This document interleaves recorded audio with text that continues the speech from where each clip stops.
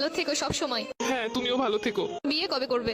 জানি না আদৌ কপালে বিয়ে শাদী আছে কিনা। তোমার বউকে বলে দিও আমি যেই হাত ধরেছি ওই হাত যেন না ধরে। তোমার জামাইকেও বলে দিও আমি যে গালে কিস করছি ওই গালে যেন কিস না করে। আমরা যেই জায়গায় দুজন মিলে ঘুরছি তুমি তোমার বউকে নিয়ে ভুলে সেই জায়গায় আর যাবা না। বউয়ের মন রাখতে মাঝে মাঝে যেতে হতে পারে। তুই নেই মাত্র কইলে তুই আর বিয়ে করবি না। এটা তো তোমার কথায় কথায় বললাম। তোর স্বভাব আমি ভালো করে জানি। আমি তো তোর কথা উনানে লেগে কইতেছিলাম। ছেড়েই তো চলে যাচ্ছ, তাহলে আবার এইগুলো কেন বলতেছো?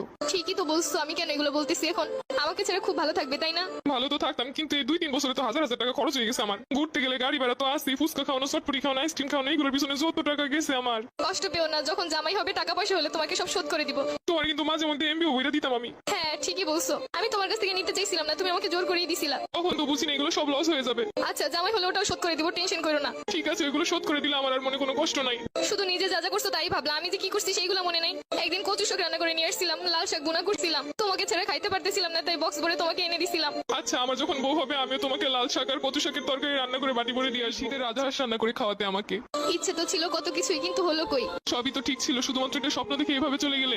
আর আমার এই শীতের রাজহাঁস খাওয়া হলো না। শুধু কি স্বপ্নই? তুমি যে একটা মেয়ের দিকে তাকাইছিলে 2 মিনিটের জন্য, সম্পর্কে শুরুতেই বলছিলাম কোনো মেয়ের দিকে ভুলেও তাকাবা না। তুমি শুধু তাকানোটাই দেখলে, কিসের জন্য তাকাইছি সেটা তো একবারও জানতে চাইলে না। ওই মেয়েটার অন্য গাড়িতে পেঁচে যাচ্ছিল, আমি মেয়েটাকে বাঁচানোর জন্য ওকে ইশারা করে বুঝাচ্ছিলাম। আমি বেঁচে থাকতে অন্য কেউ মরে যাচ্ছে বলে তোমার এত কষ্ট হচ্ছিল? আমি তো বলেছি আমার ভুল হয়েছে। কিছু কিছু ভুলের কখনো ক্ষমা হয় না, এটা তো জানো। আর তুমি তো জানো আমি সবকিছু সহ্য করতে রাজি, কিন্তু মেয়েদের ব্যাপার নিয়ে একদমই সহ্য করতে পারি না। তাই তো আর আটকাতেও পারছি না। দোয়া করি সুখে থাকো সবসময়। তুমি আমাকে খুব সহজে ভুলে যেতে পারবে তাই না?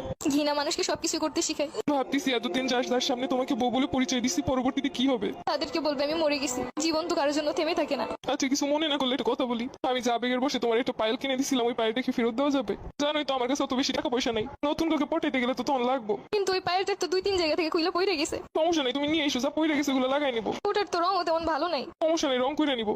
আচ্ছা ঠিক আছে।